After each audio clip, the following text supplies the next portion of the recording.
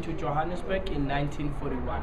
In 44, he got married to his first wife, Evelyn. Evelyn was a nurse by profession. This house was built in 1945 with all the houses at Orlando West, and only nurses were entitled to own the houses. So the family got the house through the wife. Officially, this is Evelyn's house. They moved into the house in 1946 with their first child. The couple was blessed with 4 children, 2 sons and 2 daughters. Out of the 4 children, only one is still alive, which is a daughter. She's a medical doctor by profession and she's not into politics.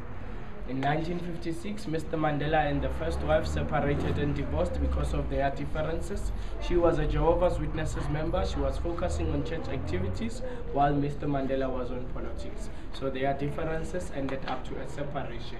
A year later, in 57, he met Winnie. They got married in 58 and came to live together in this same house. They are blessed with 2 daughters, Zenani and Zinzi. Both the daughters are still alive and they also not into politics. In 1960, Mr. Mandela, Walter Sisulu and the other members of the ANC, they formed a group called Umkhonto weSizwe. Can you say that?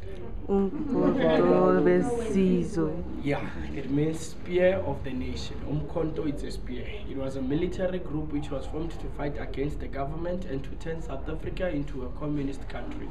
After it was formed, all the members of the group, they decided to burn their passes, which was called a dom pass. Dom pass is an African word, and in English it means pass for stupid people. It was like an internal passport for each and every black, colored and Indian person in South Africa. Without the pass, the police arrested them. So all the members of the group, they burnt their passes in front of the media, saying that they were enough of being treated like foreigners. The police started looking for them and also started the investigation about the group. In 1961, they all fled out of South Africa for their military training so that on their return they may challenge the government. They went to Algeria, Libya, Tanzania.